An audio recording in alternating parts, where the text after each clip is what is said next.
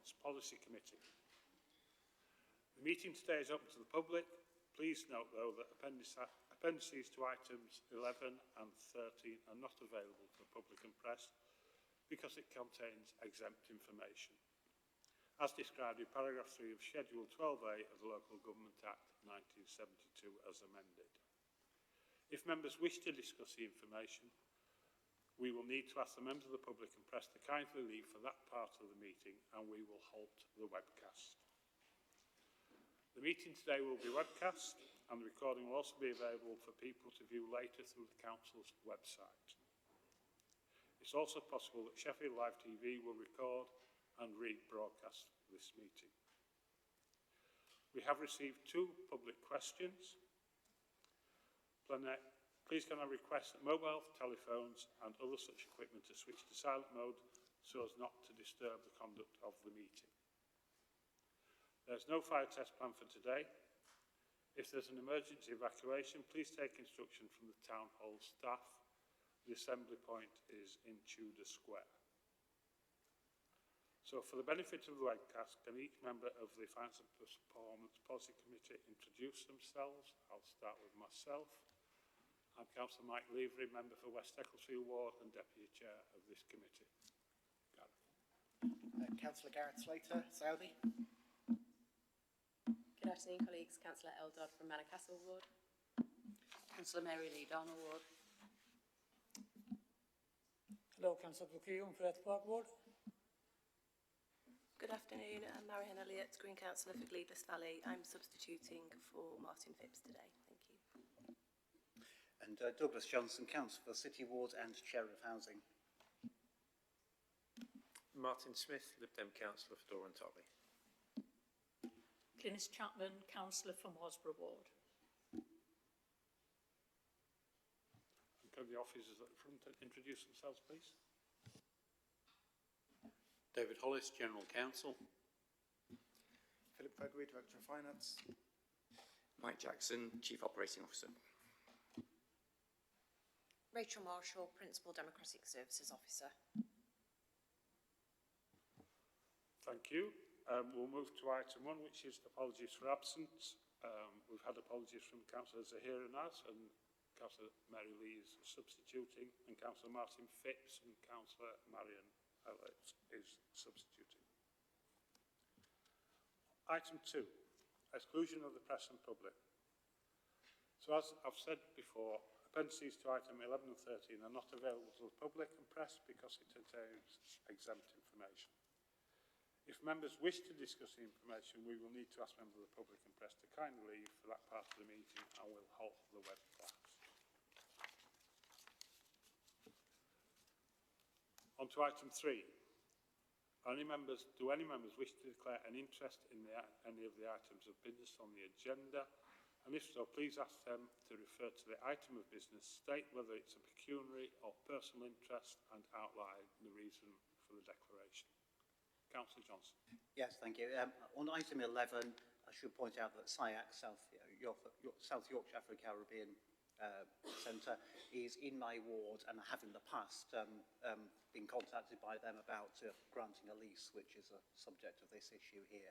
So it's a personal interest rather than anything else, but we should declare that. Thanks. Yeah, I think, Chair, that this doesn't amount to a disclosable pecuniary interest under the Code of Conduct or an other interest that needs to be declared that would require Councillor Johnson not to take part in the decision. But it's right that for transparency purposes he does state that involvement that he's previously had. But he is not barred from taking part in the discussion or the decision. Thank you, David. Shall we move on to item 4, which is minutes of the previous meeting? You'll find it on page 11 in the agenda pack. Can we accept these minutes as a true record, please? Thank you. On to item 5, public questions, statements and petitions. So we've got 2 public questions.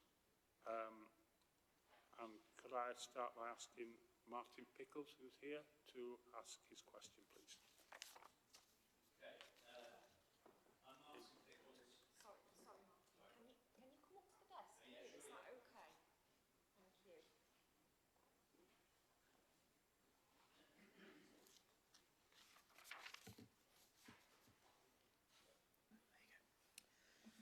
Okay.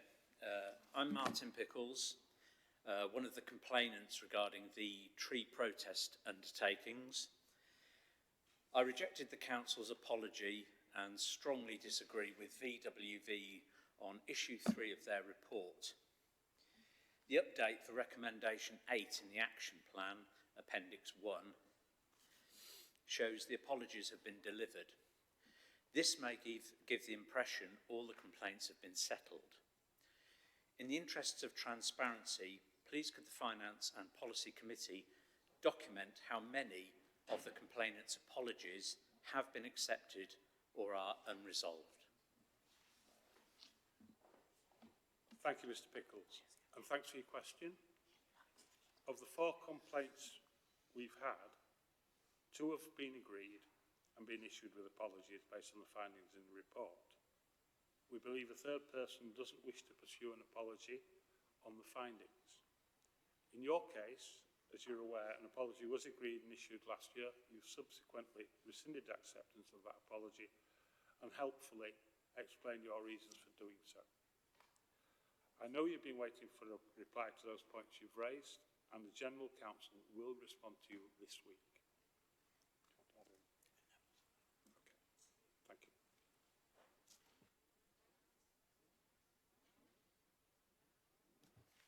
And the second question is from Annie O'Gara.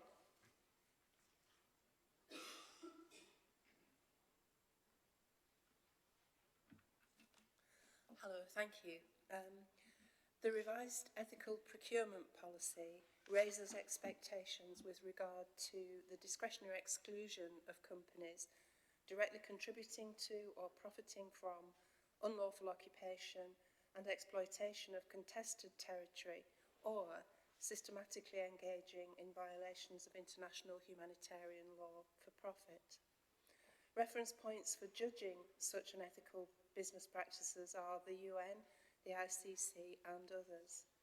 The policy reflects the moral and the legal imperative to work with companies acting with integrity in line with Sheffield City Council's values. So we have legitimate high hopes of this revised policy.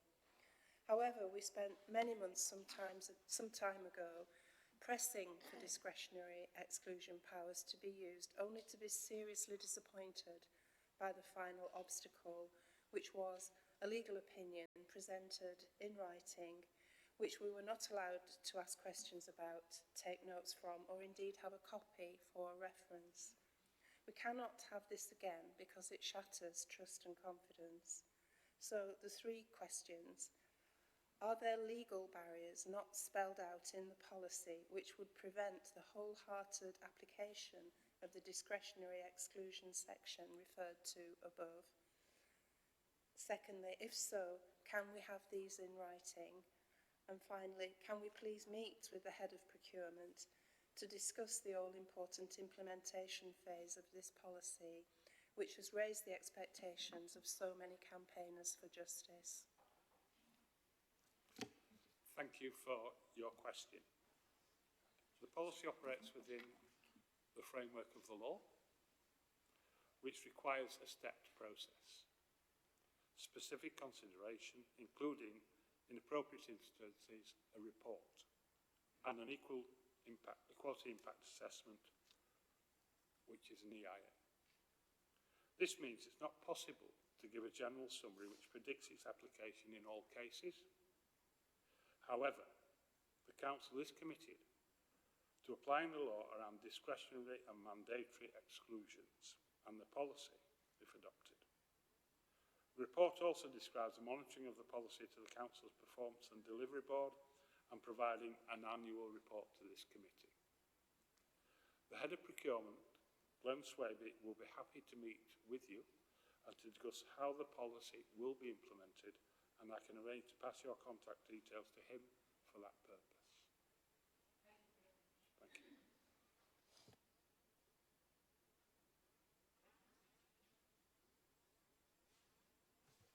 Okay, we'll move on to item 6, members' questions. We have no members' questions. So, next item is item 7, the work programme, and I'm passing to Rachel Marshall to I just make this request now.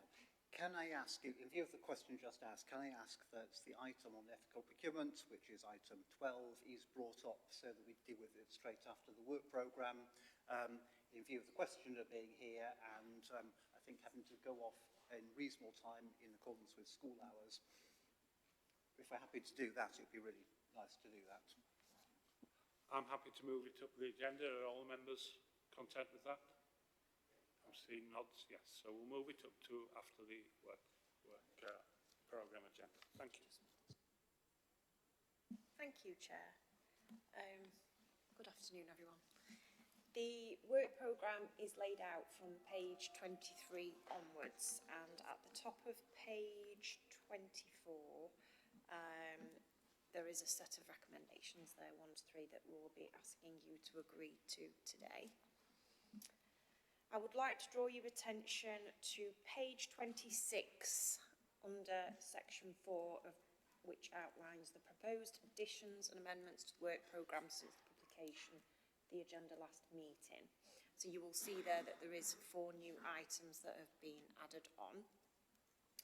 And from page 29 onwards, you will be able to see what's laid out for forthcoming meetings.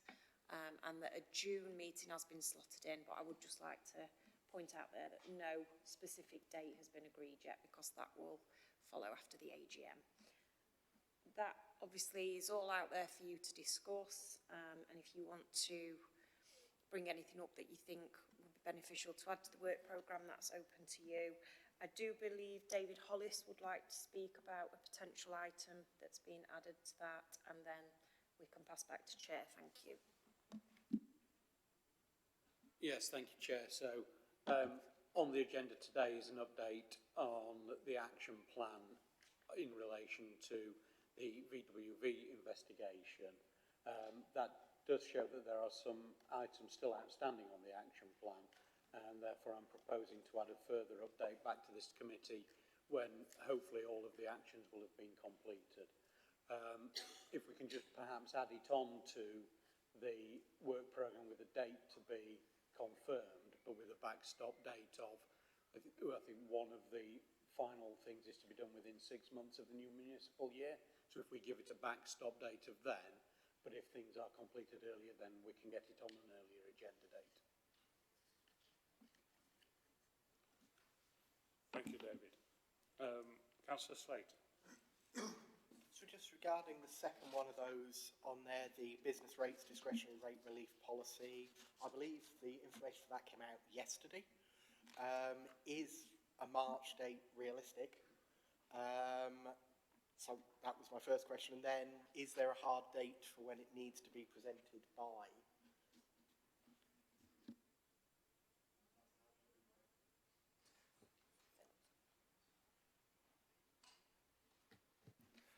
So I think we do need to try and bring it in March. Billing will be in April. We need to get the discretionary policy agreed prior to that.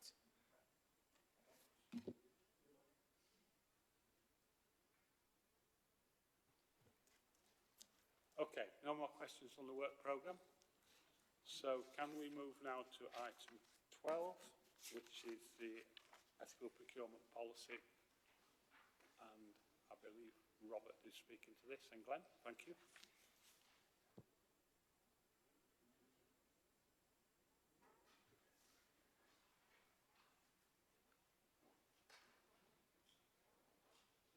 And would you introduce yourselves to the public? Thank you.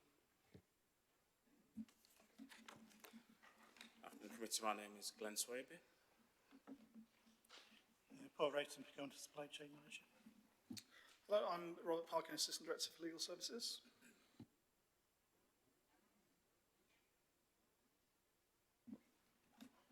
So I have before us the ethical procurement policy, which hopefully you have. I'll just quickly run through what the intention of the policy are, what it looks to achieve, and its approach to doing that.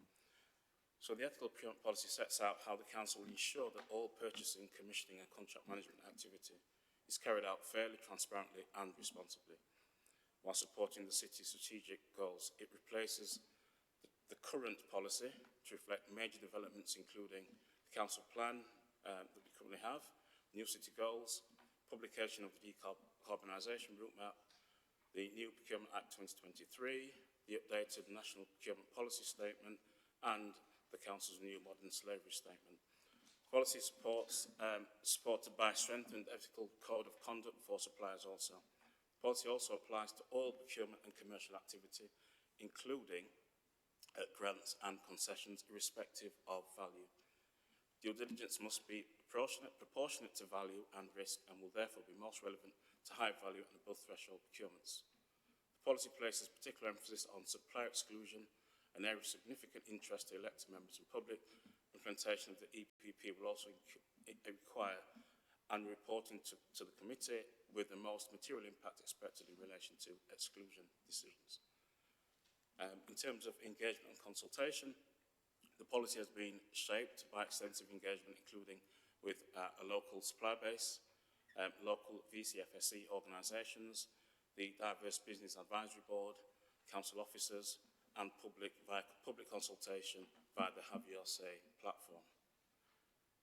Feedback has led to improvements such as a clearer tender documentation support for grassroots organisations, modern slavery enforcement, and greater clarity regarding geopolitical considerations.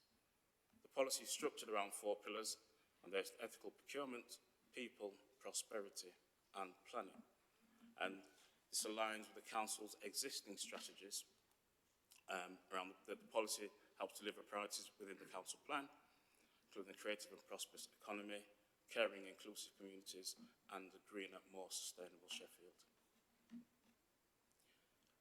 Within the legal framework, the councillors should note the following statutory context. So, the Procurement Act 2023 is a legal framework in which the ethical procurement policy works within, sets out mandatory and discretionary exclusion grounds, requires transparent, fair and proportionate procurement. Local Government Act 1998, Section 17, limits the use of non-commercial factors in decision-making, but allows them, when needed, to comply with the Equality Duty or Procurement Act. Equality Act 2010, policy embeds requirements of public sector equality duty, and Modern Slavery Act 2015 strengthens obligations to reduce exploitation in supply chains. The policy has been drafted to ensure full legal compliance and to support robust and defensible decision-making.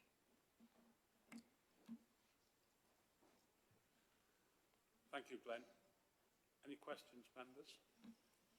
Councillor Elliott.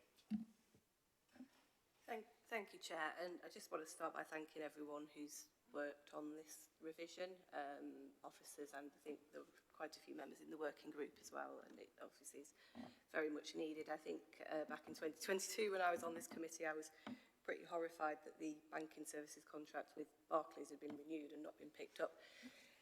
But just a question with regards to this one, the revision. So without referencing any specific companies or examples, obviously, with regards to the discretionary exclusion of companies profiting from unlawful occupation or violations of international humanitarian law, is this revised policy now capable of dealing with this effectively? Are the mechanisms there within the policy? The policy is, and within the legal framework, we have the Procurement Act 2023 that allows for the discretionary development of providers that fall into those categories. And in terms of actually understanding or being alerted to the fact of a provider or not falling into I wouldn't call it a misdemeanor, but issues raised around those areas, the Act allows us to look into discretionary grounds. There is a process, so the process will be dependent upon actually what the issue is.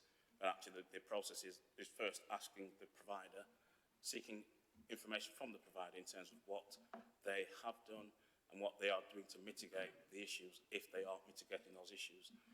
This is quite generic. And in terms of the response, if we're content with the response, then we continue. If we're not content with the response, we actually go back to the provider and then seek whatever the correct measures are, and that could be debarment.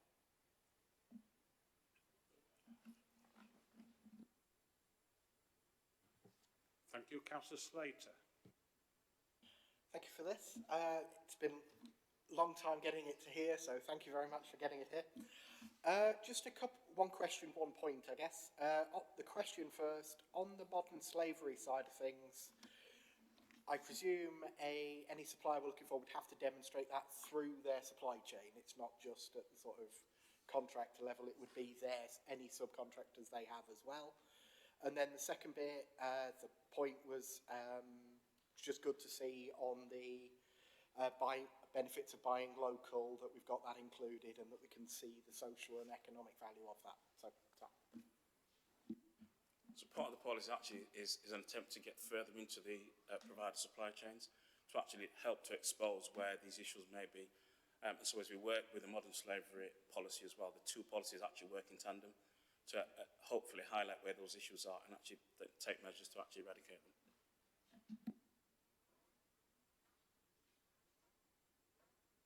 Councillor Smith.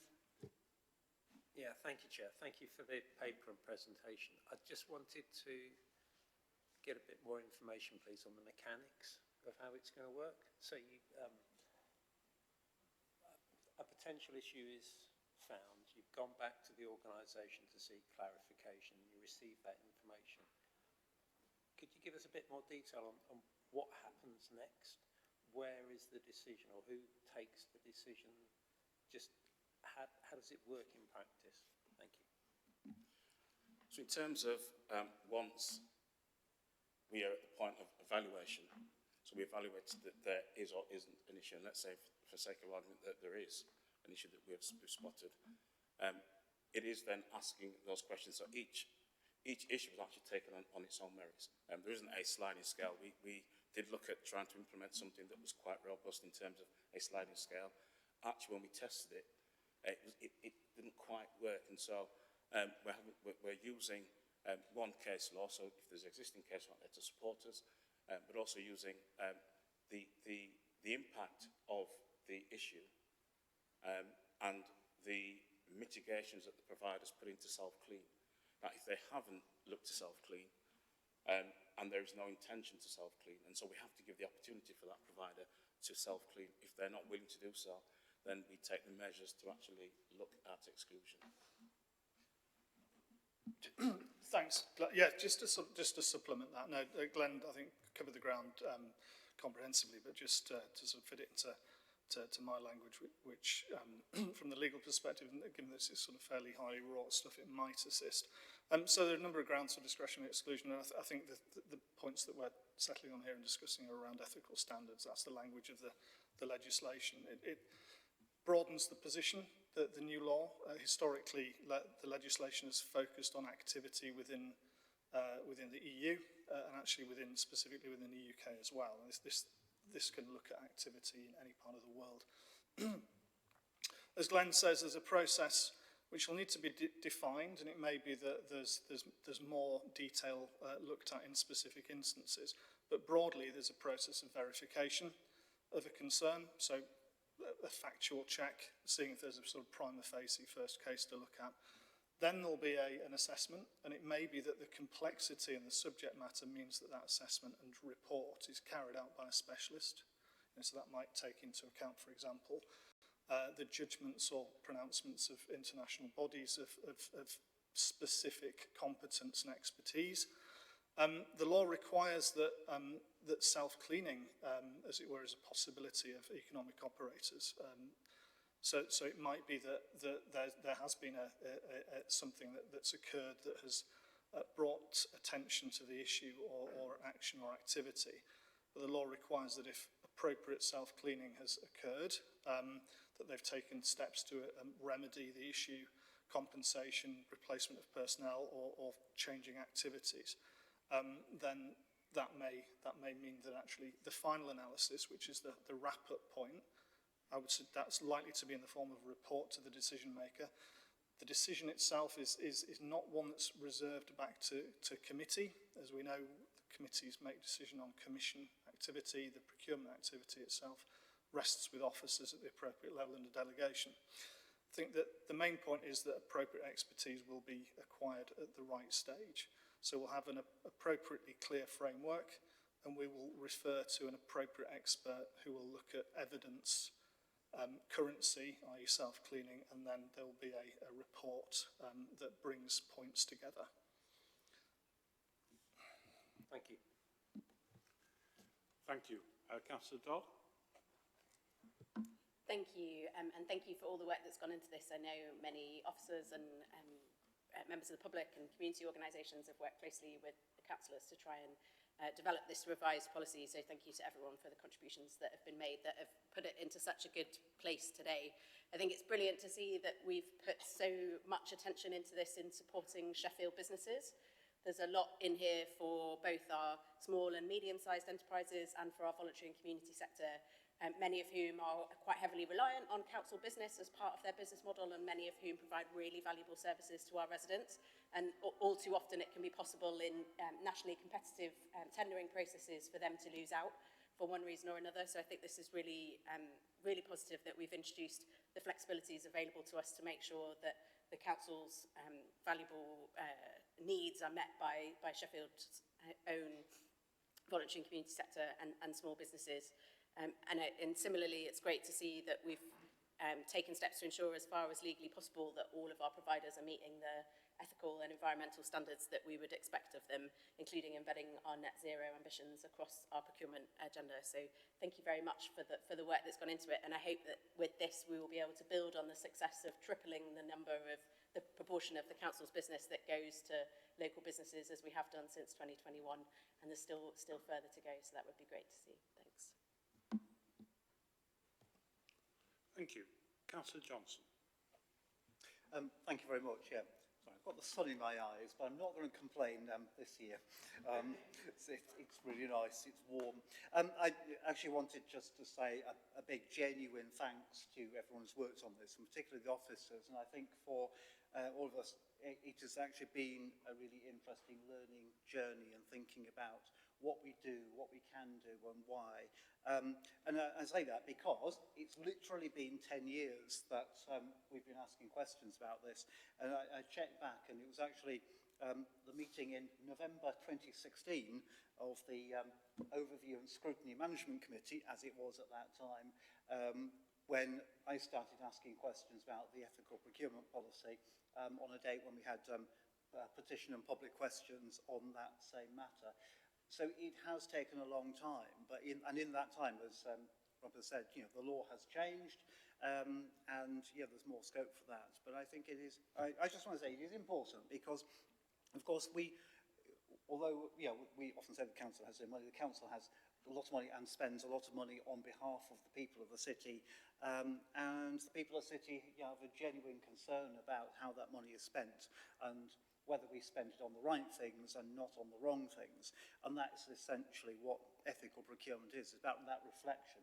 We all make choices about where to spend money, and our choices make that difference. And as Councillor Dawes mentioned, the importance of spending in local businesses is really helpful to the city.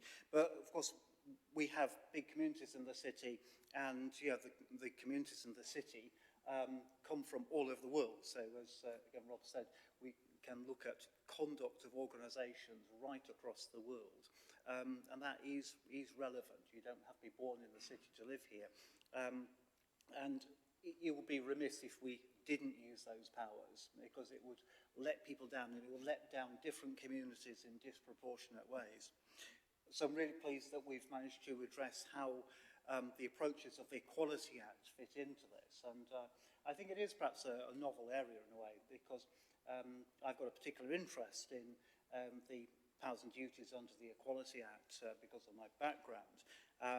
But that sort of overlap of what happens in situations when both the Equality Act and the Procurement Act impose duties on the council. And the nature of Acts of Parliament is that it's not that one act is the correct one and the other isn't. You have to comply with both. So we've got an absolute legal need to comply with our duties under the Equality Act as well as under the Procurement Act. And I'm glad to see the progress that we've moved through on this. I think it's fair to say that there's been a limited patterns from other authorities about how we do that. And of course, in Sheffield, we do have a very diverse mix of communities, and so the impact is all the more significant. And I think actually everyone here ought to take some credit for having worked through that. And I will know we've had some difficult conversations, we've had some protracted conversations, I said literally over 10 years, but we have got to a good point, I think. So I'm very happy to support this policy that people have worked very hard on. Thank you. Thank you. I'd just like to concur with the comments that members have made. It's been worth it. It's been a long haul, but it's been thoroughly examined. We've taken on board members' views, we've taken on board public views to get us to this point. And so I'm really pleased to say that the report contains recommendations for approval. Are we all agreed? That's unanimous. Thank you very much. We'll move on to the next item.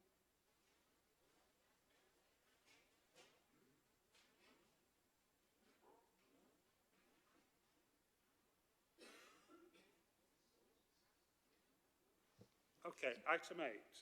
Capital approvals for month 8, please. Thank you. Will you introduce yourself, Damien, please?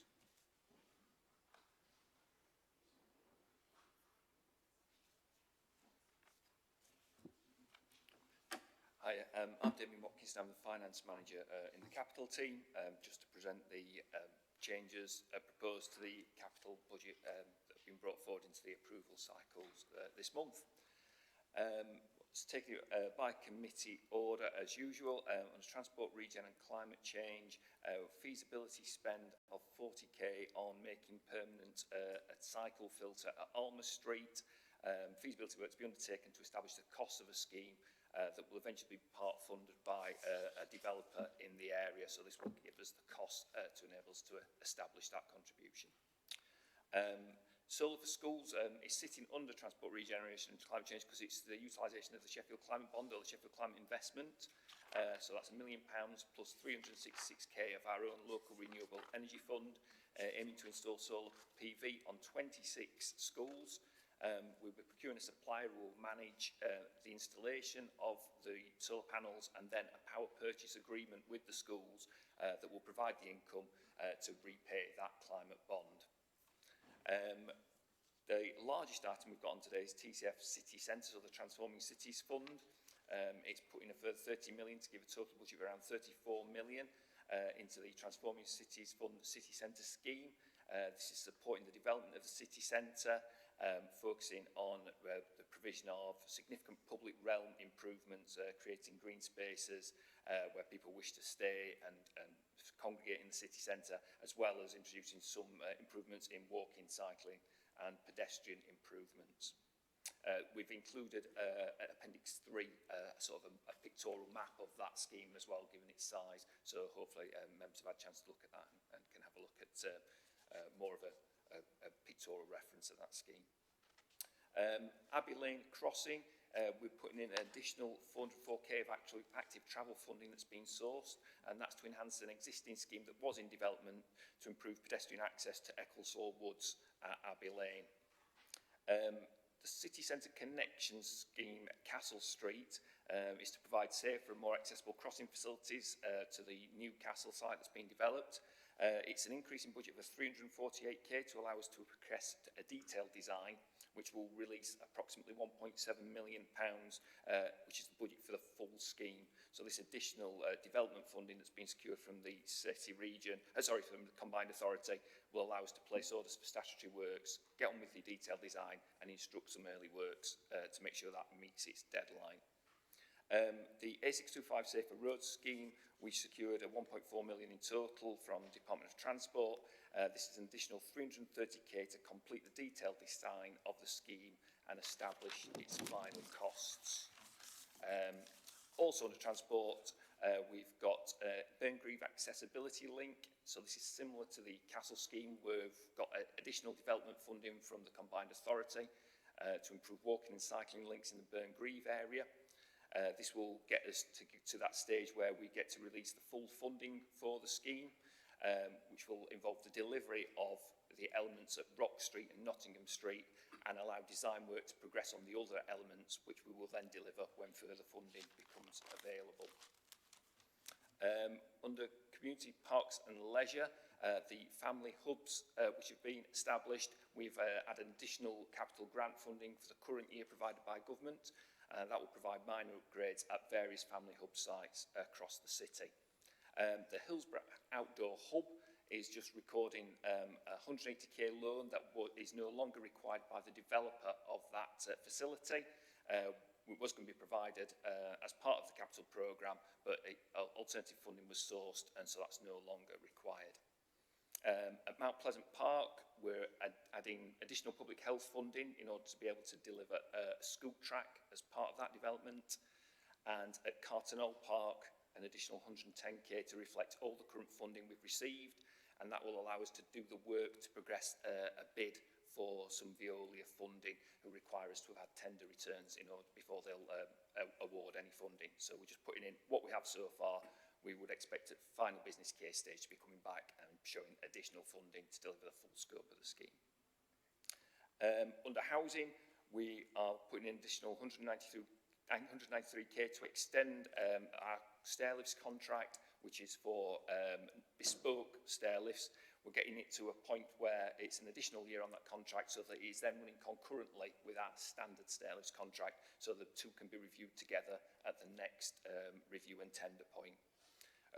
We're bringing forward some funding from our emergency demolitions budget just to address some structural works at Daniel Hill, which relate to some council housing properties retaining walls. At Whitwell Street in Darnall, we were purchasing additionally 6 properties. We're only now purchasing 4, so there's been a reduction in budget on there. It's been to do with the ownership issues around the land that's delayed the purchase. So we've decided to progress with just the 4 that are able to be concluded at this point. We have secured an additional 600k funding towards the Warm Homes local grant programme due to the work that we've been able to deliver so far. This will allow us to provide more energy efficiency measures in low-income households, and that is for private sector housing. Educating children and families, we are looking at 3 feasibility works at Westfield School, Meadowhead and Park Academy regarding expansion of places. We've got a bulge in secondary places expected coming in the next couple of years, and we need to look at putting measures in place to ensure that can be accommodated. So this is the initial feasibility works to see what the cost will be and what can be delivered at those sites. Also under schools, we are doing the feasibility work at Athelson School, which is requiring a full replacement of heating and hot water systems, and furthermore some feasibility works for fire risk assessment works at another 6 schools. A late addition that we got into this programme was also this Great British Energy Solar Partnership. So it's 149k from the Department for Education. It's been slightly unusual on this. DFE contacted schools directly and have secured a partner to deliver solar panels on the schools and wish to passport us the money to then pay their contractor. So it's been a slightly unusual method of doing this, but we've brought it forward because we have to take this funding and we pass it out as capital expenditure. We've got 1 grant to accept, which is a further 1.2 million towards the Sheaf Porter Flood Defence Scheme, which has been secured from the Environment Agency. I think that was an addition to the papers after we had the initial briefing, so that's on there as well. And I think that is what's in the report this month.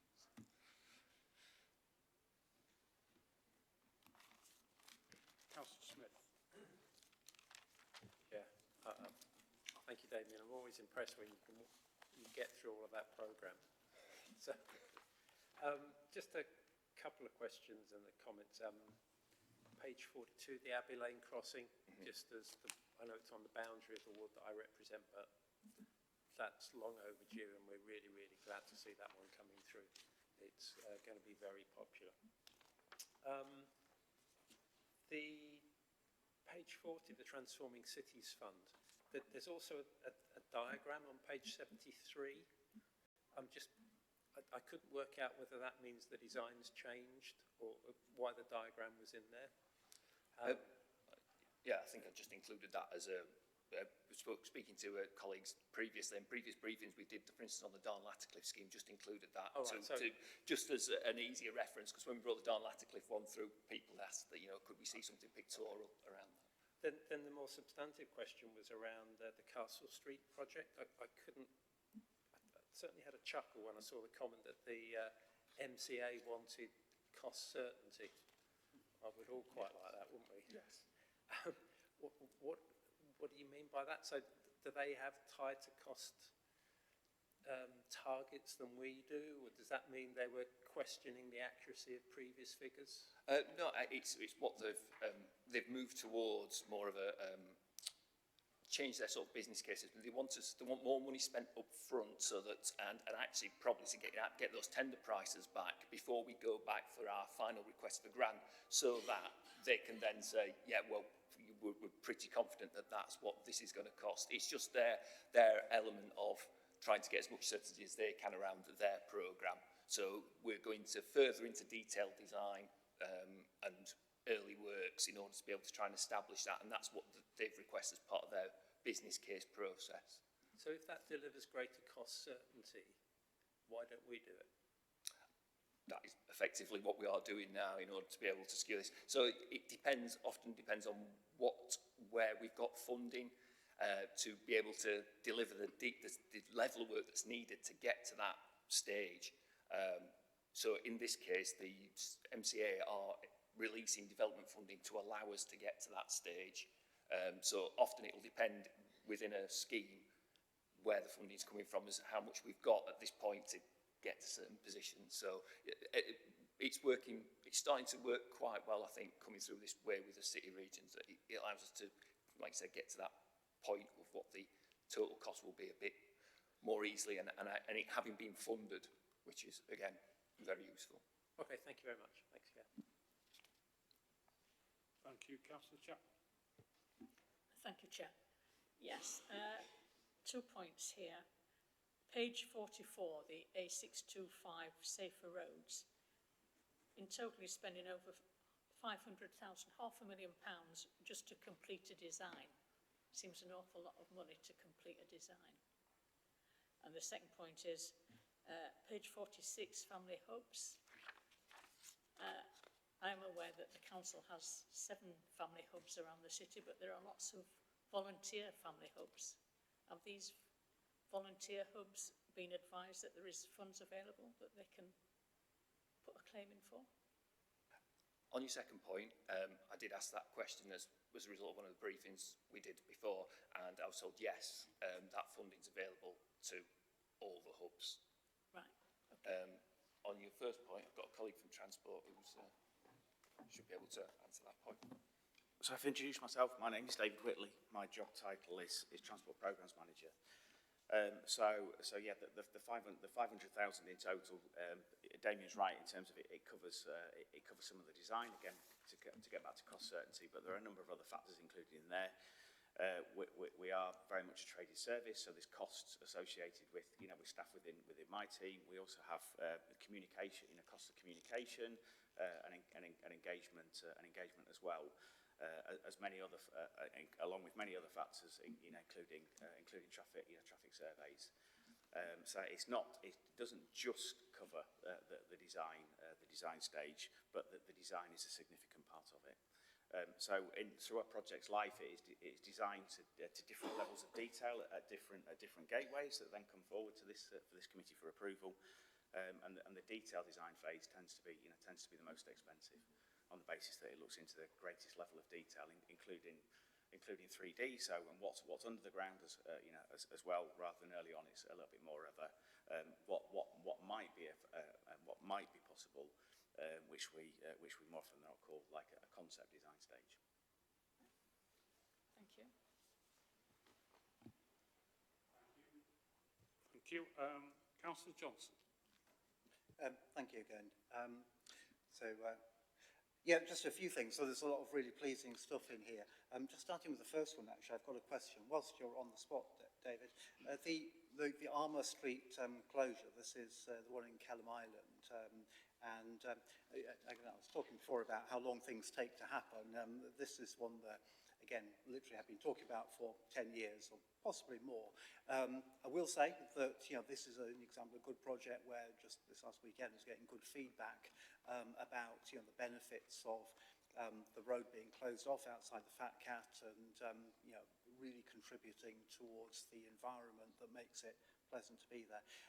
It's good that there's a contribution from Situ, the developer, coming from there. And I just want to ask, has that money been received yet, or when are we anticipating it'll be received? Do we know that? I don't know if it's for you, David, or Damien. Yeah.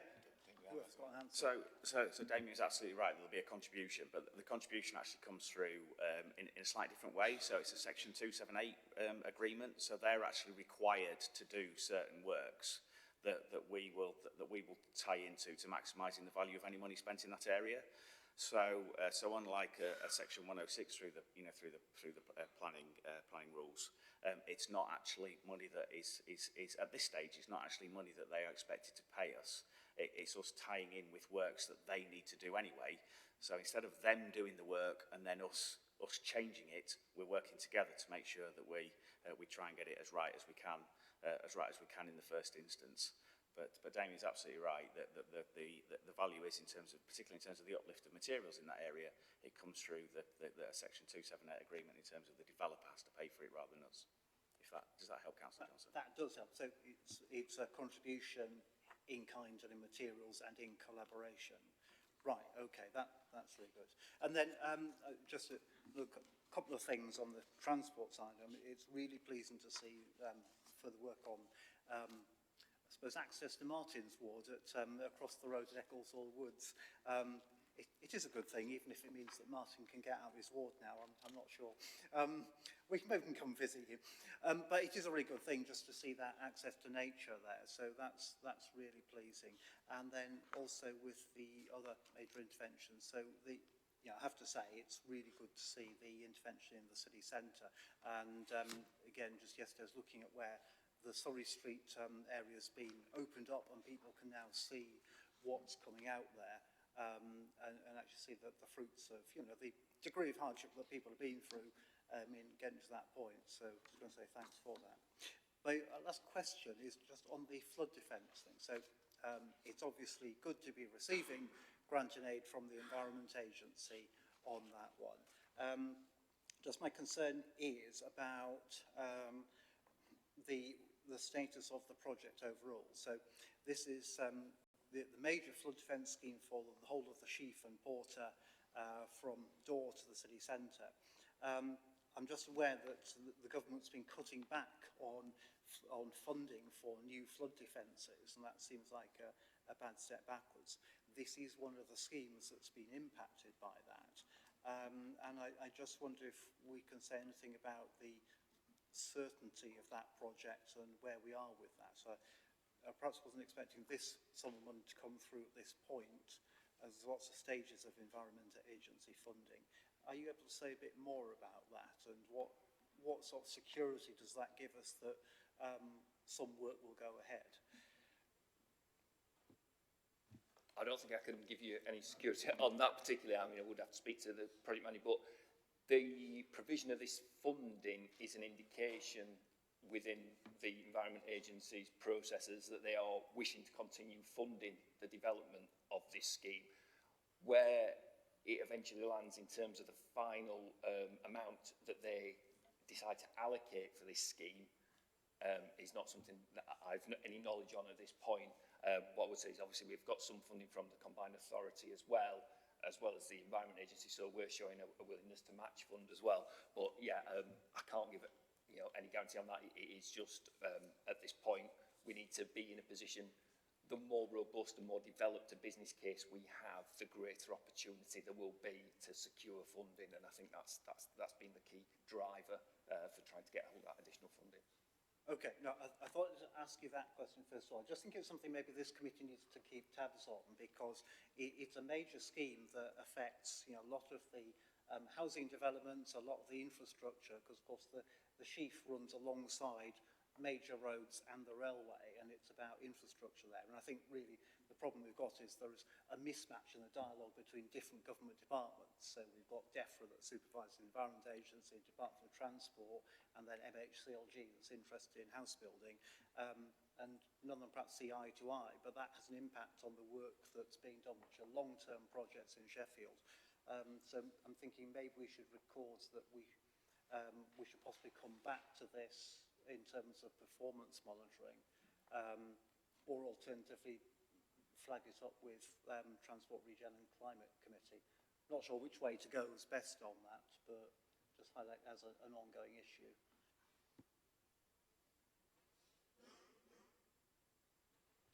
Thanks. We'll look at whether we have an update from TRC at some stage on this back to finance to see where we go financially.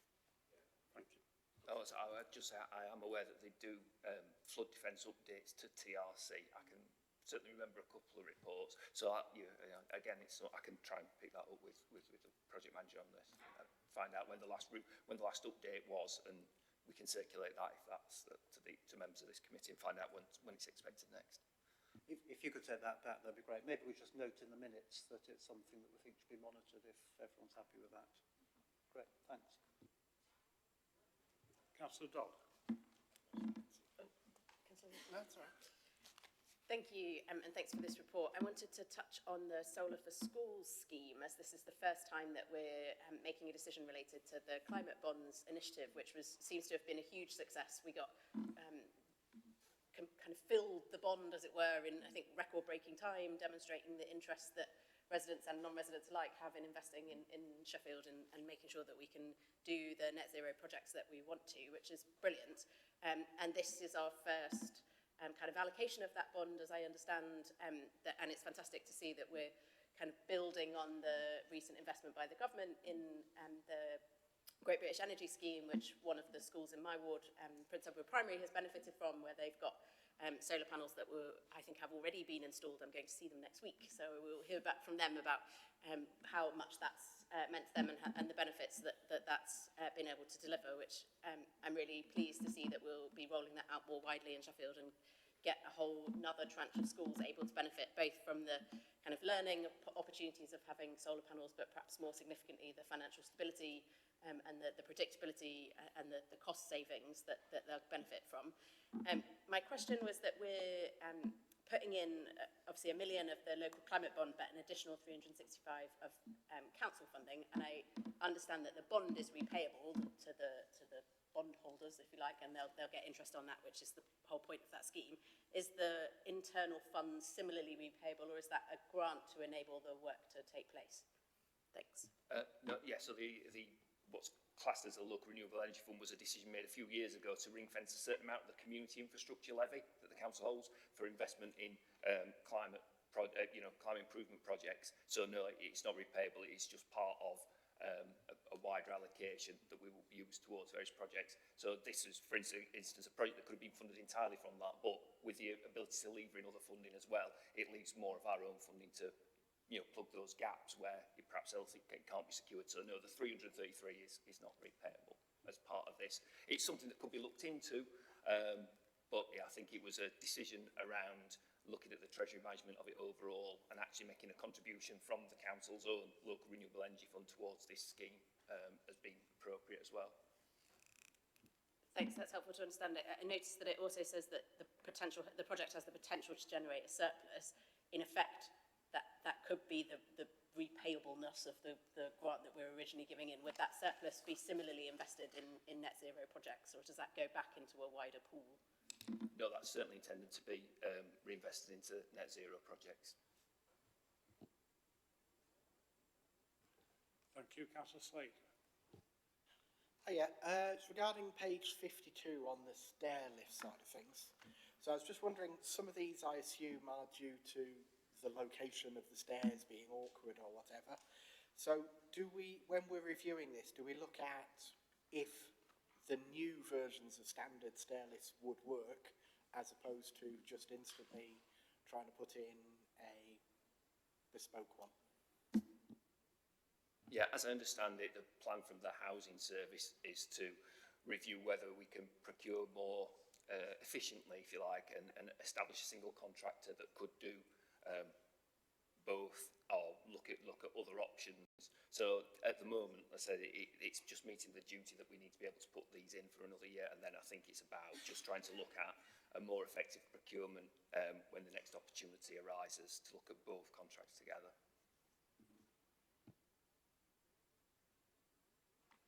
Thank you. I think that completes the questions from members. The report contains recommendations for approval. Are we all agreed? Agreed. Thank you. That's unanimous. And thanks very much, Damien.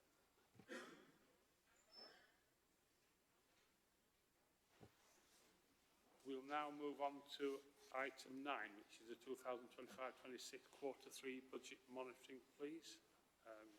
Would you introduce yourself, please, Jane?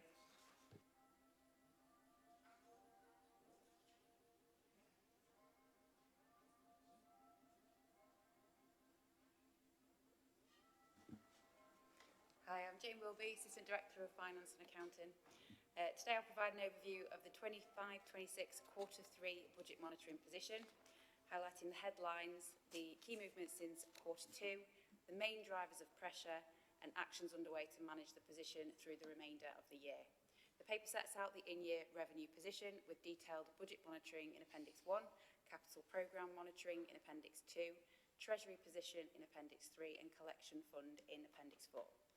At Q3, the Council's forecasting an overspend of 18.9 million, which is a 4.7 million improvement from the 23.6 million overspend reported at Q2.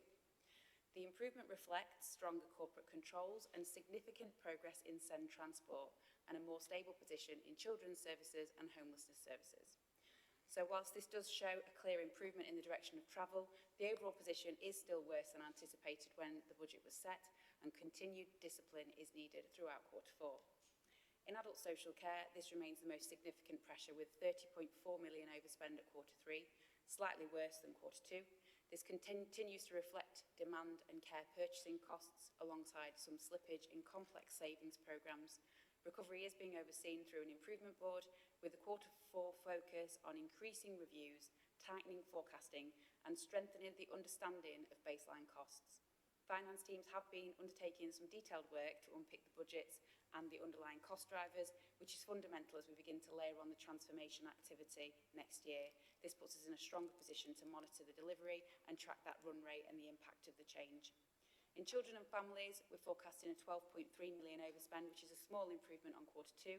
High-cost placements remain the driver, but targeted action on sufficiency and kinship care is beginning to stabilise the position compared with earlier in the year. Belonging services, including SEND transport, are showing the most positive movement in the quarter, and the service is forecasting a 3.7 million overspend, which is a 3.8 million improvement driven by home-to-school transport. So the work is sustained work reducing single-use taxi occupancy, tightening the application of policy, increasing those personal travel budgets and introducing independent travel training, and strengthening governance overall. So whilst this does represent real progress, it is important to note that home-to-school transport still does remain a relatively high spend area compared to our peers, which reinforces the need to have sustained grip and continued improvement in that area.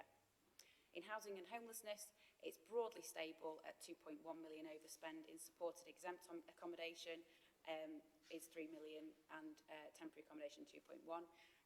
Importantly, this is an improved position compared with last year, which reflects the effective prevention and supply-side action that's been taken. So the temporary accommodation numbers and nightly rates are reducing. In housing repairs and maintenance, though, pressures do continue, albeit significantly less than in previous years.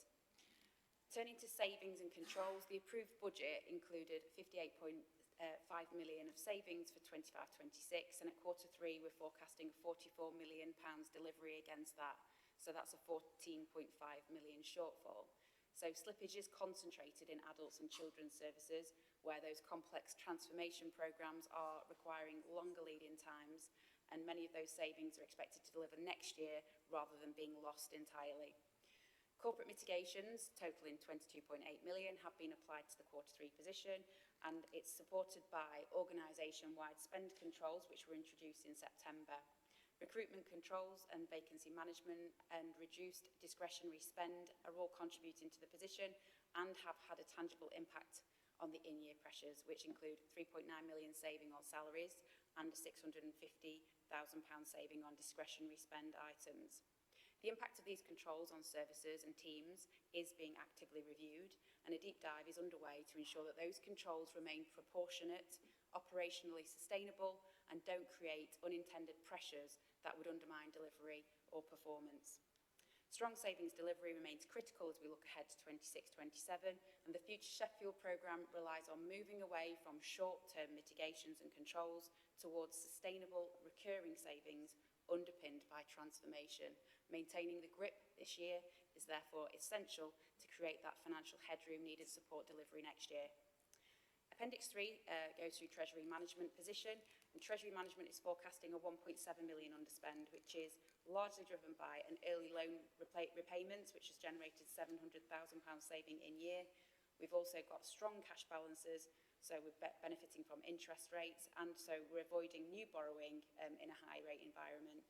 So this has reduced financing costs, but liquidity is tighter, and we do have risk around some of our loans, our LOBO loans, lender option, borrower option loans, and future borrowing does remain under close review. The collection fund at the end of Q3, the local share of that is forecasting to be a surplus of 1.41 million across the fund, but the surplus doesn't affect in-year position. Instead, it's accounted for in 26-27 revenue budget.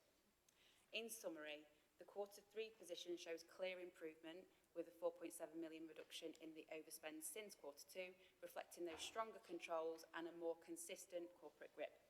But significant risks remain, and demand pressures in adults and SEND are structural, and reserves have been heavily drawn down, and we must now think about protecting this and improvements to next year. We need to continue on that trajectory. Our focus in Q4 is therefore maintaining that discipline, delivering the recovery actions, and ensuring that savings are realised. This is critical as we look ahead to 26-27, where the success of Future Sheffield programme depends on moving away from short-term mitigations towards recurring savings underpinned by transformation. So now Damien will just go through the capital programme monitoring position as at Q3. Yeah, thanks, Jane. So the approved capital budget stands at 855 million over the next 5 years. The significant increase from Q2 being the inclusion of the Springs Leisure Centre at around 50 million. The current year budget, however, for 25-26 has reduced by 33 million since last quarter, largely as a result of the slippage and reprofiling that I brought to this committee in December. And we've also seen a reduction in our forecast outturn position of 18.5 million further, which was expected, again, as discussed in December when I brought the slippage item, just trying to get a handle on the over-optimistic forecasting that had been taking place. So while the current forecast is to be slightly over budget this year, that won't continue into Q4. The 5.1 million forecast overspend under Transport, Regeneration and Climate Change will be largely removed when the budget, for instance, for the TCF City Centre scheme that was here today is approved, because that had previously been spending above its approved budget on those early works funded by development funding. So that slight overspend position will disappear, and we will see a slippage developing. In section 3 of the key schemes that are forecasting to overspend over their lifetime, there are no new or unexpected issues there. The significant issue on the Castle site, the gain share bid is in preparation, and we do have sufficient existing funding to get us through to that decision.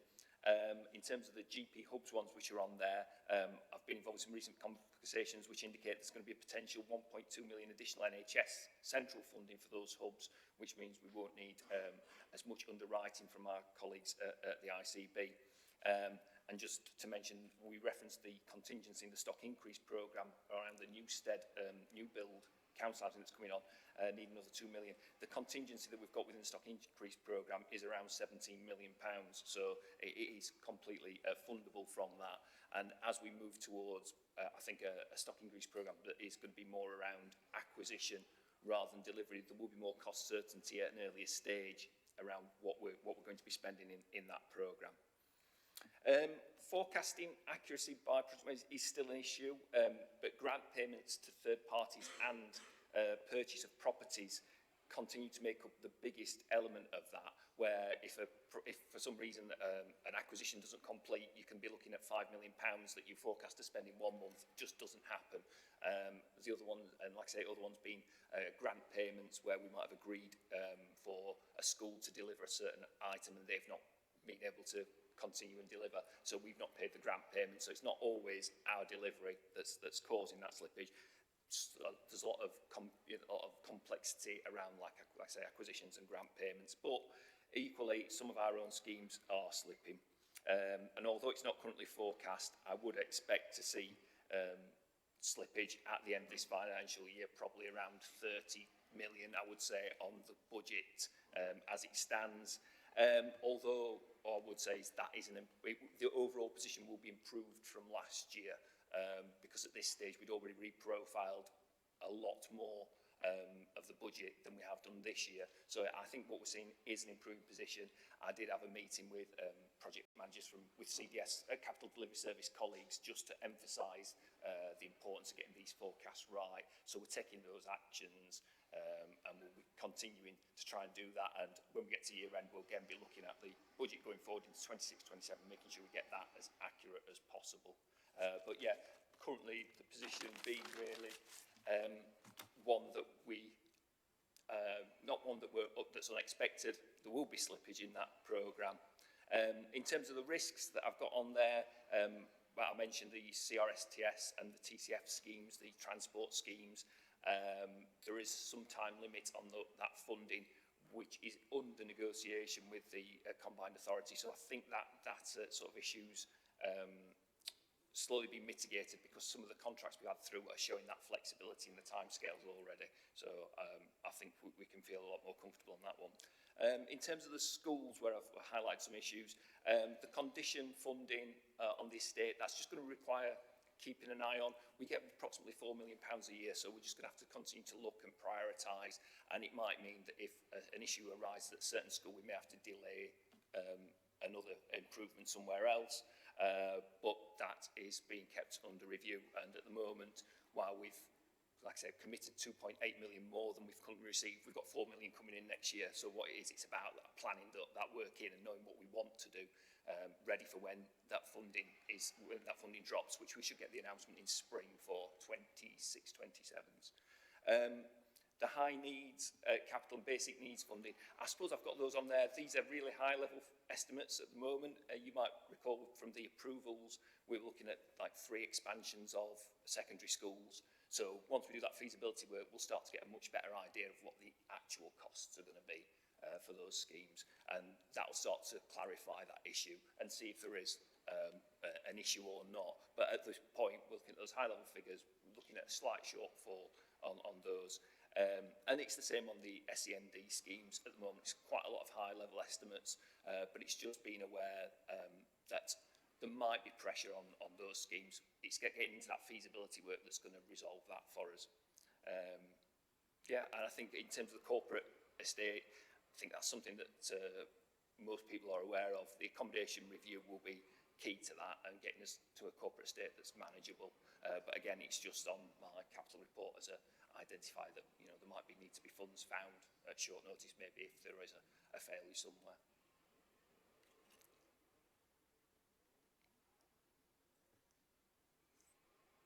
Councillor Smith. Thank you, Chair. Thanks both for a comprehensive couple of presentations.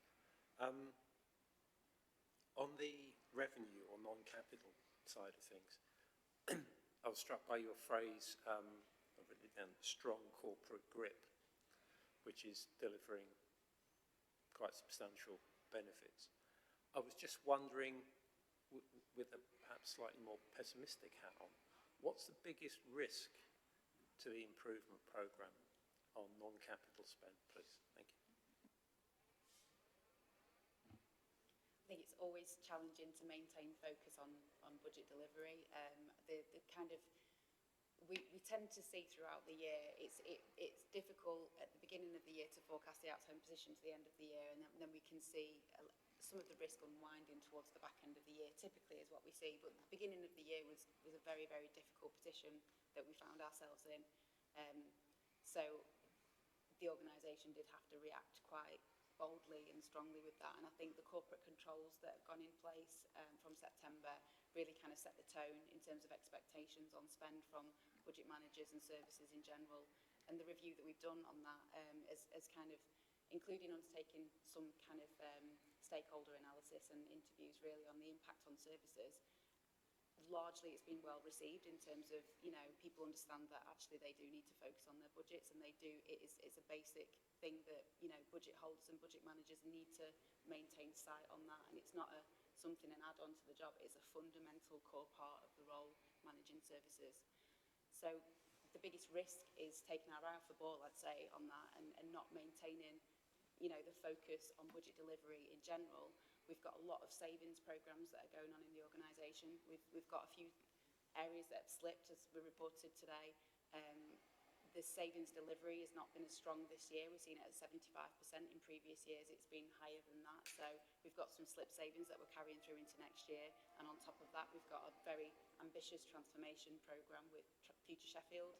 So we really need to maintain focus and sight into what those transformation savings are going to be.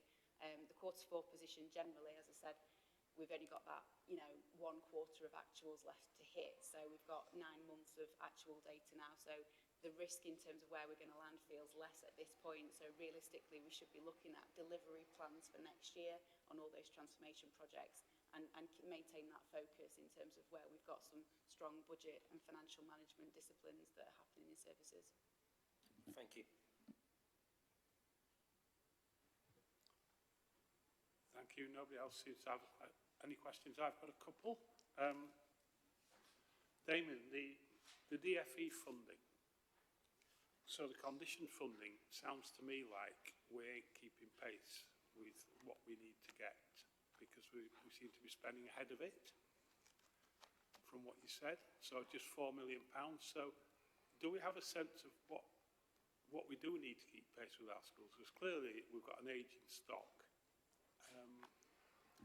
I did actually see an email from a colleague a couple of days ago. I'll have to dig that out for you, but there's been the condition surveys that have been done across the estate did sort of allocate some figures. So if I'll dig that out and provide that back to you. But yeah, at the moment we're sort of profiling work and deciding what we need to do and getting as best costs as we can.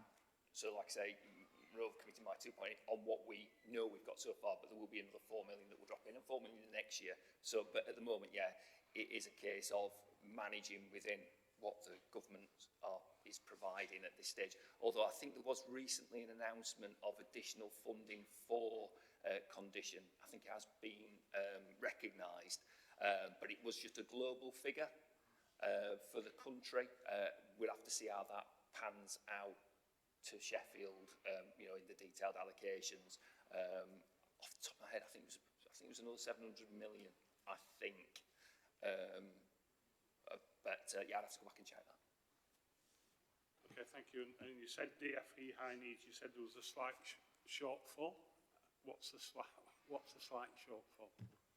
It's £2 to £3 million on about 15, 16 or so in total.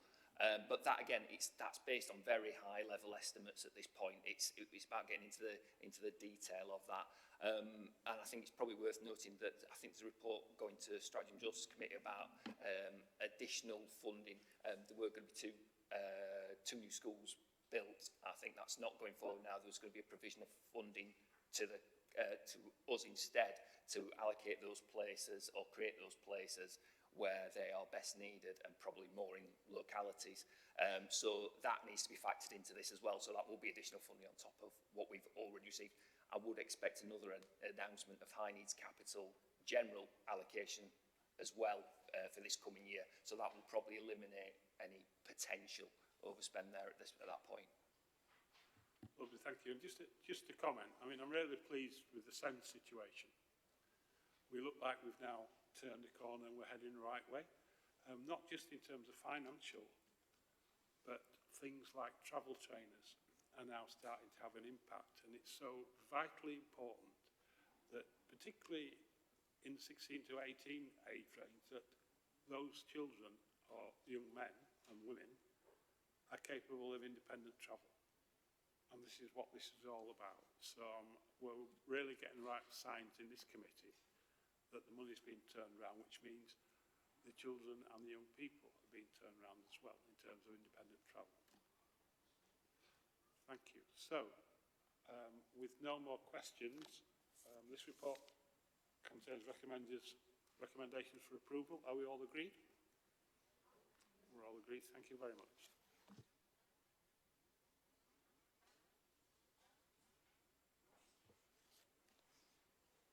Okay, we'll move on to item 10, which is the 6-month update on the management's response to the VWV investigation into complaints made by those known as the undertakers. And I'll hand over to David Hollis to give a report.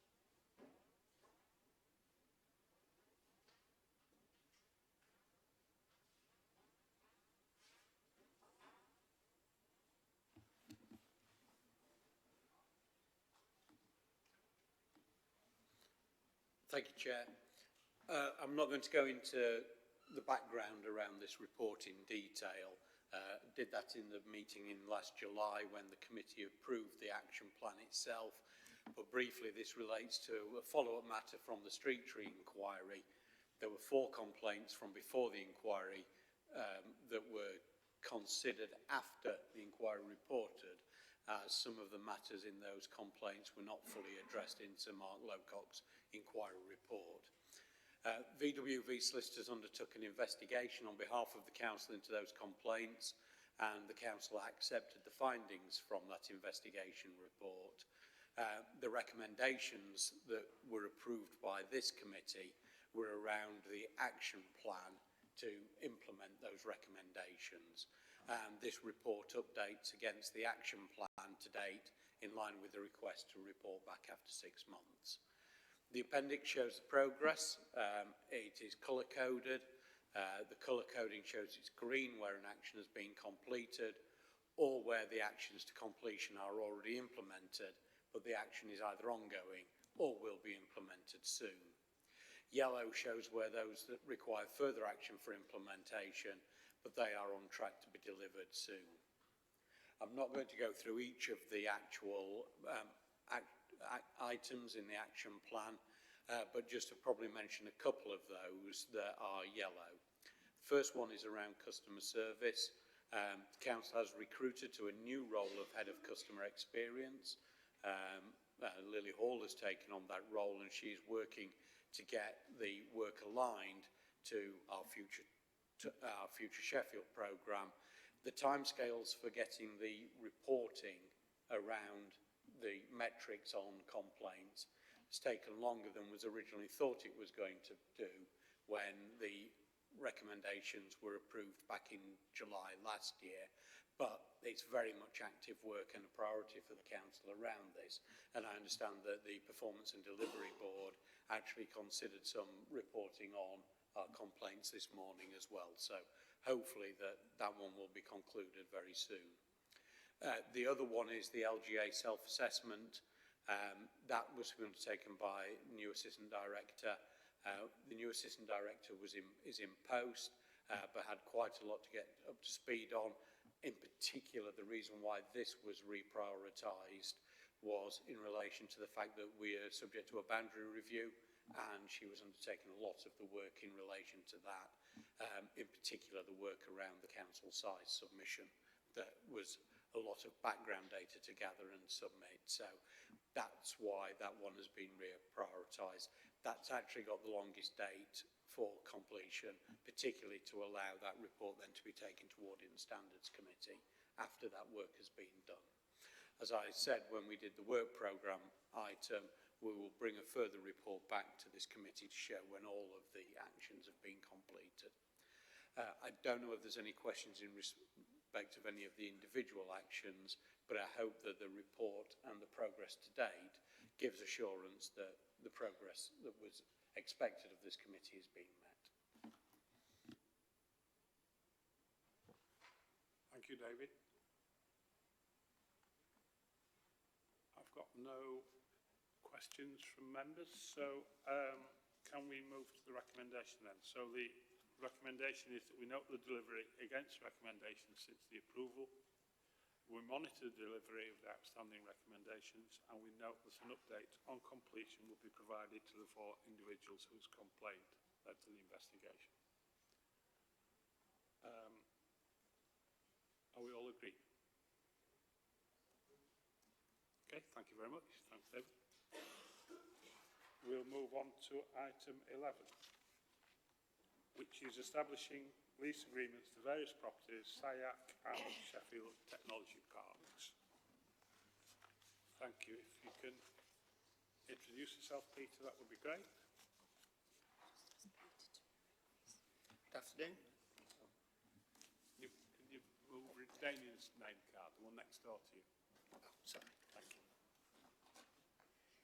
Good afternoon, Peter Bartle, Service Manager, Asset Strategy and Estate Management. Yes, the reason for this report today is because both of these transactions relate to a less than best consideration transaction, and the Corporate Property Officer doesn't have delegated powers to agree these without committee approval. In the first case, South Yorkshire African Caribbean Enterprise Centre, SYAC, are seeking a 7-year lease. They're currently holding over. The expectation is that they will transition to a community asset transfer in the future, and they just want reassurance in terms of their tenure until that takes place. I expect that a cap will be in place long before the 7 years has expired. It should be noted, though, however, that the car park, which is the second lease, would not be included in the community asset transfer. The second organisation requesting a lease from us is Sheffield Technology Parks on the Cooper buildings. They work to support the local economy. They've got an excellent track record, and they've been in that location for 30 years now.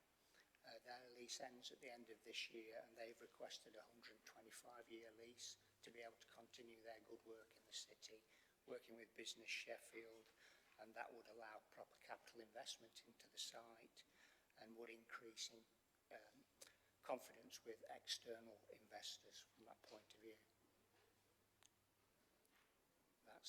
That's the basis of the report, so happy to answer any questions.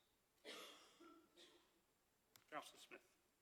Not so much a question, Chair, but a comment. So as former Chair of Economic Development, Skills and Culture at the Council, I've had the opportunity to visit technology parks several times, and if anyone ever gets the opportunity to do that, I thoroughly recommend it. Some of the things they're developing there are amazing. It's a key strategic asset for the city's economy. So both items get my support, but the Sheffield Technology Parks, absolutely. Thank you. Councillor Johnson. Yeah, thanks. I agree with that, and I think the technology parks, contribute a lot towards the start-ups in the city that we often say there aren't enough of. And of course, actually, it's the same is true with SYAC. They support them too. SYAC is a shorter lease, so obviously 125 years is a longer lease, so we may not all be here to review it at the end of that. And I think it's quite right to let out and have to think about this, because essentially this is a park that itself is a not-for-profit organisation, isn't it? But the businesses are essentially commercial. They're trying to be commercial and be bigger. And there is an argument to say that they could pay a rent on there. And I accept the arguments for not asking that. But I just wondered about essentially a rent review clause. Is there anything built in such that if the nature of the technology parks changes over 125 years, so that it becomes just, say, ruthlessly commercial and puts that ahead of the social benefit that's provided to the city, does it give us control to say it's no longer appropriate at some point in the future for them to benefit from the rent of that low level and for us to, so in other words, is there a rent review clause in the proposed lease, or is that something that will be anticipated because we're not looking at the lease itself today? Sort of answered the question with your last comment, because we're not actually looking at the lease itself today. However, they are getting a nil rent because of the benefits that they are providing. If they were no longer providing those benefits, then we would have the opportunity to review that lease with them, or in worst case scenario, I suppose, to execute the end of the lease. Yes, so that is in hand. Thanks. I mean, I just thought it's worth throwing that because that's yeah, a really helpful answer, but a really important aspect to consider. It's about the extent of control, given that essentially we're putting public money into supporting business startups. We want to know that will continue and it won't be diverted off for some other purpose. But I think we can have confidence in that. Councillor Dodd. Thank you, and very happy to support both of these today. I can see that they're both bringing considerable value to the community. My question is more for us as a committee. This is, I think, the second or third of these below best market value proposals that we've had come to us in recent weeks and recent months. And I suppose I'm looking for the overall approach and the sort of sense of forward timeline. Obviously, there are lots of organisations across the city who would greatly benefit from a zero rent, who are currently in buildings over which we have that control. What's the process by which we're kind of prioritising and bringing forward different proposals? What are we anticipating? You know, what are we aiming to do this over a certain percentage of our estate? Like, what's the general sort of direction of travel for this type of activity? We've got two types of transactions here today. They've gone into the same report because they've gone for the same reason. They're less than best consideration, as you just pointed out. One is related to a community asset transfer, although it's a stopgap until a community asset transfer, and one is more related to economic benefits, pure economic benefits, which are less common in terms of less than best consideration. There is going to be a pipeline going forwards of community asset transfers. We've got an historical backlog of formalising those agreements, and a lot of organisations interested in talking to us about those agreements. It should be noted in the community building policy, they are banded. It just so happens that the ones we've spoken about so far have been at nil rent. They are banded. It could be 75% of the rent, 50% of the rent, 25% of the rent, or zero. But we would always have to come back to committee on that basis. So from that point of view, we're still in the process of reviewing our estate, going through the process of understanding how many of these organisations there are and what the impact will be, and understanding what resource we have to be able to develop a pipeline to bring these forward. So I'm afraid that's not a very complete answer to your question, but it explains the enormity of the task really from that point of view. So yeah, that's where we stand at the moment, I'm afraid.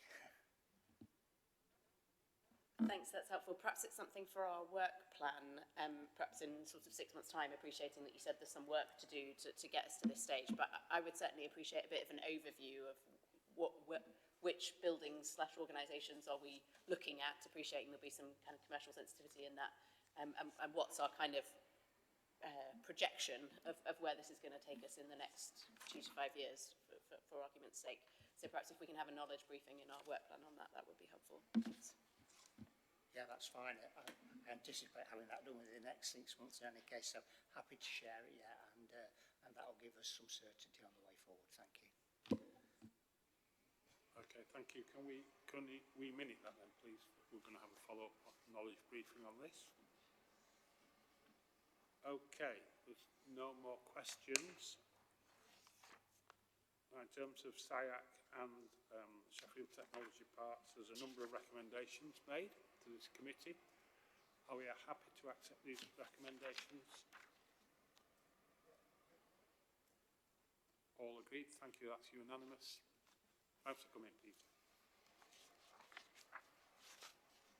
Okay. We've completed item 12, so we move on to item 13, which is the Heart of the City Stage 2 update. And if the officers can present themselves, that would be great.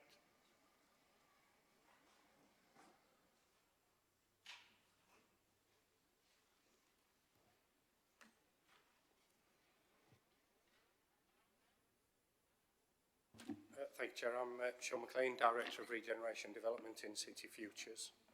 Mark Williams, Chairman of Rivington Hark. Kerry Darlow, Assistant Director of Finance Business Partnering.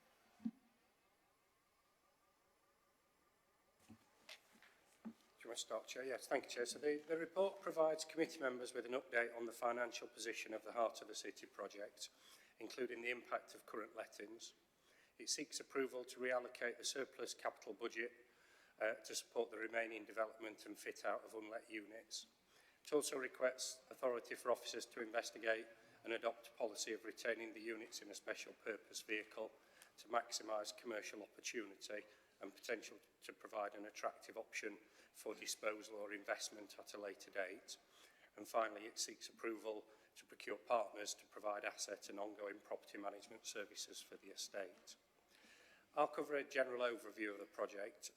Mark from Rivington Hark, who are our current asset management partners, will then give an overview over the last 12 months' performance and also pick up the role of asset management and what that's been focusing on. Kerry will then go through the financial elements in relation to remaining capital budgets and revenue forecast, and then I'll give a general overview in terms of the future service contracts and the long-term estate strategy. So members will be aware that Heart of the City is a mixed-use regeneration project that's revitalised Sheffield city centre, providing a range of office, retail, residential and hospitality spaces, including Europe's largest food hall and Sheffield's top hotel in the Radisson Blu. Development work on the scheme is now complete. We've come to the end of the construction contract phases and the ongoing bits for that, so we've now moved into an asset management state of the project. There remains 2 undeveloped development plots either side of Pounds Park, and we're looking at what we can do in terms of bringing those forward in terms of future development, and there'll be further updates on those. As we've transitioned from the development phase of the project to asset management, we brought on board Rivington Hark just over 12 months ago to provide that specialist technical input and management services around the ongoing day-to-day management of the development and looking at how we ensure we are maximising our rental incomes and investment growth from the estate. 2025 has probably been our most successful year around Heart of the City. We've improved financial and operational performance, now achieving 86% overall occupancy with 11 new lettings, a 44% increase in the net operating income and enhanced property management functions. So I'll hand over to Mark now to talk a bit more about where we are in terms of current lettings, the work we've done over the last 12 months and the role that asset management will play in terms of enhancing the estate. Afternoon, everybody. I've been asked to just give a very brief background as to who I am and what our qualifications are for sitting here, and then I'll go into Heart of the City. Rivington Hark, which probably is not known to you, is we think we're leading regeneration specialist based in London. We operate across the UK. We have about 1.2 billion of assets under management. We're unique in that 50% of our business we co-invest with global pension funds in assets. So we are an owner, developer, operator in our own right. And the other 50% of our business we are procured by the public sector to act on their behalf. So we've developed about 350 million of construction from places like Swansea, Chester, on site in Newcastle. So we see it from both the public and the private sector, and we're passionate about towns and city centre regeneration. I came up to Sheffield about 2 years ago. Whilst I think I know most towns, I'm a bit of a geek, I can probably name every high street in the country. I hadn't been to Sheffield for a while, and I was blown away. What you have created is stunning. It is a transformation on a scale I've not seen before by the public sector. The comparisons, a mini King's Cross, Broadgate in the city, or Liverpool One, which many years ago I funded, so I know that project. So you've created something that's fantastic, and we were brought on board because having created it, it's now about how do you manage this estate that you've created, and it's an estate, in order to both continue to deliver the benefits to Sheffield, both in terms of stakeholders, additional job creation, and also commercially in terms of income. So we were brought on board, and 2025 has been a very good year. As Sean has said, there have been 11 lettings, and the most recent one announced this morning to Irwin Mitchell, which takes the offices to 98% let. So you effectively run out of Grade A space in the city, which we can come on to. The retail side currently sits at 50%. We now do have offers. We're in solicitors' hands, although retailers, it's a difficult game with them, but we're under offer for the 2 units that Weekday and Monkey took. To put into context, Weekday and Monkey closed because of a national decision. As an operation, that part of the H&M group, they were not working well in the UK full stop, so they've closed those operations. It had nothing to do with Sheffield. We've got it under offer to 2 good fashion users, and interestingly, and again it's useful anecdotal, the chief exec owner of one of the companies, National, hadn't been up to Sheffield for ages. He came around in January, saw it, liked it, made the offer there and then. And I think, again, that is sometimes you have to pinch yourself because you probably live and breathe it all the time. But fundamentally, from an outsider's perspective, and you can probably tell I'm not from Sheffield, it is incredible. And when people get here, they get that. We've got, of the vacancy, we've got about 65% of it either under offer or in discussions. These things take time, but the level of activity has already the start of the year has been positive, and we want to build on that. Sean said there's been a significant income swing through last year. Cash flow wise, you have to wait for the rent freeze to burn off, but fundamentally it's contracted, which is the most important thing. We've seen some rental growth. 3% rental growth, and that is something that we need to build on because this is about growing for the future. So, and I think from a financial perspective, fundamentally, if I had the opportunity to buy the estate, I would. I think it's a good investment. I'm not suggesting you sell it, by the way, but it is a good investment. From the operational side, part of our role was also to look at how we put together an operational business. And I've sort of touched on the finance, but we've significantly reduced your officer's time in an efficient way by taking that, by bringing the management to it. We've improved the property management function, which is being done.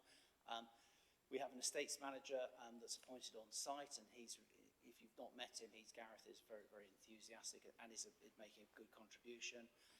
The arrears, as an example, HSBC were in arrears by about £1 million. It wasn't actually HSBC. They subcontract all of their income. That's now wiped out. They're not in arrears. They weren't in arrears. It was their subcontractor who was not paying. So we sorted that out. We're cracking through some of the legacy issues. There's always teething problems on the development. They're being sorted out, both from the commercial and from the residential side. We're working very closely with the hotel.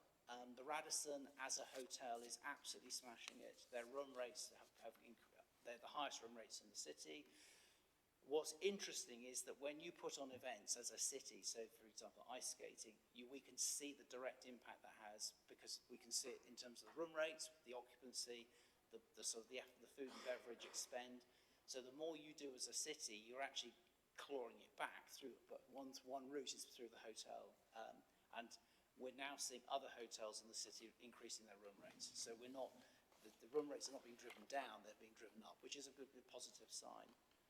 We've appointed agents to look at the 2 remaining sites, looking in terms of the recommendations as to if we were to try and go for a pre-let, what do we need to do? Because you're not going to build it speculatively, but fundamentally there is now a lack of Grade A space. We need Grade A space in order to bring new occupiers into the city, which will create jobs. So we're starting that process to come back with advice. So I think fundamentally you've got a very good performing estate, and our job now is to ensure that it remains like that and that you get the benefit of that in terms of jobs and the finance of the project. Thanks, Mark. Do you want to pick on the financial side? Yeah. So I'll provide a summary on the financial impact of the project on the council's budget. So on the capital budget, as Sean said, the construction phase has concluded. It has been delivered within the allocated budget. A reallocation of the remaining £3.4 million capital budget is proposed in this report, and that will support fit out and development of unlet units to attract tenants and support medium-term business plans. On the revenue budget, the estate is projected to generate £7.5 million net operating income in 2025-26. That will increase to 9.7 million in 26-27 and 11.9 million by 29-30, with full occupancy anticipated by April 2028. So these projections do include a 0.9 million revenue shortfall in 2026-27. That's versus our previous assumption, and that is due to revised Radisson Hotel net operating income and some increased costs of managing the estate. The shortfall can be managed through allocated reserves if needed, and the revised business plan will be built into the council's medium-term financial strategy, which will be reported to Strategy and Resources Committee in the summer. Thanks, Kerry. And the remaining couple of items in the report talks about, so the current Rivington Hague appointment was done through our development management company, so we're now proposing that the council commission asset management role for a further 4 years in line with the 5-year business plan that we've now got in place, and that we re-tender the current property management services that are currently provided by Cushman and Wakefield, also for a further 4-year term to align with the current 5-year business plan, and they're both funded and built into the project budgets for the scheme. And the final recommendation relates to the item I mentioned about the council is now exploring options to maximise rental income and investment appeal, including the potential creation of a special purpose vehicle for the estate, and that will be supported by external legal, financial and technical advice to ensure that we have a flexible and tax-efficient management aligned with our strategic goals, and a further report will be provided to committee in due course around any options around taking that forward. So happy to take any questions, Chair.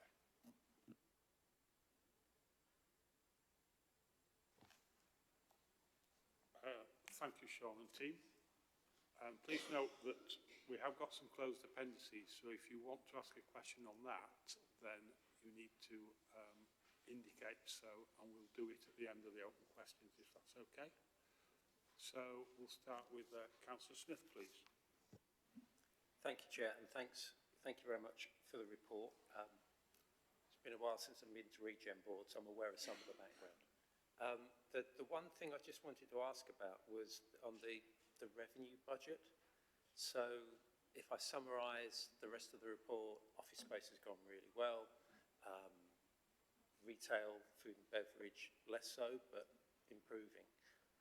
But the report says we're going to base our budgeting on 100% occupancy. So is that a prudent thing to do? Does anyone ever get to 100%? Thank you. I think based on the long-term let and the interest we've got, I think it said within 2028 we're targeting 100% let. But absolutely, with any retail development, any development like this, there may well be voids or there may be business failures. So that's certainly something. I don't know if you've got anything to add on that, Kerry, as to where that assumption's built in and why we've not allowed for an element of voids or turnover. Yeah, so at the moment we haven't provided for that, but we are now re-looking at the model, and we'll be looking at modelling over 40 years, and that will include an assessment of voids. In the medium term, we do have a reserve allocated to support any short, medium-term shortfalls, and that reserve hasn't yet been fully utilised. We consider that to be sufficient to support any short-term shortfalls in the medium term, but it will be looking at it over a longer-term period as part of the modelling to options appraisal for any SPV we might set up. Thank you. Just for clarity, I wasn't suggesting we target less than 100%. It was just the financial stuff, which is what we're here to do today. Thank you. I think we anticipate that we could hit 100% within the 5 years, over the short-term 5 years, given where we are with lettings and current lettings. And I think that's why within the report we are talking about that initial 5-year business plan to start with. Thank you. Councillor Elliott. Thank you, Chair. Yeah, I just wanted to mention the Radisson Hotel because, I mean, specifically the restaurant. I was a bit surprised here where I read that there's a rooftop restaurant, and I see that the paragraph already explains why this has not been a success so far, but I guess I'm mentioning it because I was literally in town with my mum who's visiting from France the other day, and we were looking for somewhere to eat, and I guess, like, if there'd been any indication that there is a restaurant there and a menu, then, you know, we might have chosen it as somewhere to eat, and I guess that's coming from someone who lives and works in Sheffield, and I'm not aware of the offer there. So I'm wondering if there's anything that can be done about that. You know, is that purely sort of commercial decisions taken by the operator, or, you know, can feedback be given on that? Certainly. So just for clarity, the restaurant's operated under management agreement, so the council still owns the hotel. It's managed by Radisson on our behalf. There's been a lot of discussion and debate with them around the rooftop restaurant, the concept that they put in originally, the expectations around the business plan, and I think as Kerry's mentioned, there's been a downturn in income, which is predominantly around food and beverage within the hotel. So we have been working with them very hard. There are going to be some new displays in the window that will highlight that, and that's one of the things we've said, is that once people get up there and see it and know it's there, we think it potentially is the best restaurant and the best location with that outdoor terrace that you've not got anywhere else in the city. But it has been a challenge with them around trying to market that and relaunch that, and there's been various attempts, and there's work ongoing now with them, and they've brought in, we've met with Radisson's group and their regional directors around food and beverage to understand why it's not working and what they need to do to do that. So there is active work ongoing, and hopefully we'll see improvements around that soon. Thanks. Can I ask one more question? It's about the tenders for the asset management and the property management. So obviously no reflection on Rivington Hark, and sort of obviously Mark's explained that, you know, you are a regeneration specialist and that level of expertise is needed at the minute. So perhaps more about the property management contract. I guess that sort of day-to-day management, I'm wondering why those services aren't sort of able to be carried out in-house by council employees. Is that like a capacity or expertise? Or I think when you're talking around both property management and asset management of prime quality real estate in city centres, you are looking at specialist teams and specialist knowledge to do that. There isn't the capacity. The council manages the rest of the wider standard corporate estate, but again, it's that point about having the specialist advisors that manage the estate well and drive that income investment for the council. So that's why a company called Cushman & Wakefield provide a range of services. So as an example, the current contract covers Heart of the City. It covers some of the property management out at Olympic Legacy Park and at West Bar as well, while that building's there. So when you're talking around the level of high quality prime office investments and other spaces, then it is really a specialist task that we don't employ in-house, and probably wouldn't be cost effective to stand up the team in-house to do that.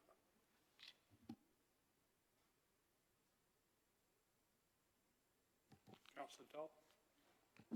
Thank you, and thank you to colleagues for the briefing you've given us today. It was really refreshing to hear someone being so positive and optimistic about the Heart of the City development. I know we often spend time in spaces like these being critical and rightly kind of scrutinising what's going on, but so it was very kind of refreshing to hear someone talk so positively about the great work that's been done in the city centre and the kind of national and other comparisons of the scale of regeneration that's been done there, and you know, as we can all see for ourselves, including in the recent Chinese New Year celebrations, there's a really brilliant kind of built environment there that's fantastic for everyone to be able to share in. I wondered while we've got you here and given your kind of professional expertise, what do you see around the city centre? Where should we be focusing our efforts next? What does the kind of next opportunity for excellence look like for us? I think you've done a massive amount in the city. The scale of intervention, it is huge. I think, number one, you now want to see the private sector responding to that. So obviously you've got the announcements, I think it was today, about Homes England and sort of the residential side, which is great to see, you know, more people coming into the city. It's to encourage so part of the work we're doing is engaging with the other stakeholders in terms of encouraging New River, LAP and the other small shopping centre, to encourage them in terms of their investment into it. So it's about encouraging the private sector to now step up a bit more rather than relying on you. I think in terms of the site, in terms of the two sites that could be brought forward for potentially an office pre-let, it's for us to do the early stages of it, but actually it would be really nice if we could get some private sector intervention on that, but we've got to take it much further. But so I think it's not looking and relying on you so much as to now trying to get others to contribute. And that is part of that is about raising the awareness of Sheffield as an investable proposition. I know, apologies if it sounds, it is. If you're a big pension fund based in London or globally elsewhere, you've got to bring things to people's attention. So I've got colleagues going to MIPIM, which is the infamous global world of real estate fund. It is making sure that Sheffield is talked about there. It's putting it more on the map, because if we want to bring in more office occupiers, which is generating jobs, we've got to compete a little bit with Leeds. I do work up in Newcastle. The rents there are probably 25% ahead of where Sheffield is, but I think they're comparable as two cities. But I've seen the intervention there from sort of, obviously the Saudis in terms of their investment in the football club, and you've got the Reuben brothers in terms of the investment of creating offices there. So we want to get more private sector investment coming into it as well as yourselves. And just to add to that, I think it links to the growth plan that was approved at Strategy and Resources Committee, and the work that's now going on that around the investment prospectus and the opportunities that flow from that. So UK REEF is the UK equivalent of MIPIM that's held in Leeds every year. So we attend there together with various members and other people, and we have round tables. So that's where we will be taking those future investment propositions. We're actually going to be doing a round table as part of that around heart of the city and office as well, so building on the success of that. So it is about using every opportunity we get to raise the awareness of the scheme and to bring forward those other propositions that are available. I think Mark's right, the key bit here is that we've done all the heavy lifting, we've put the hard work in, we've brought forward some of the schemes that were unviable and only the public sector would do. So it is now about trying to get the private sector to invest a lot more and pick up on other works.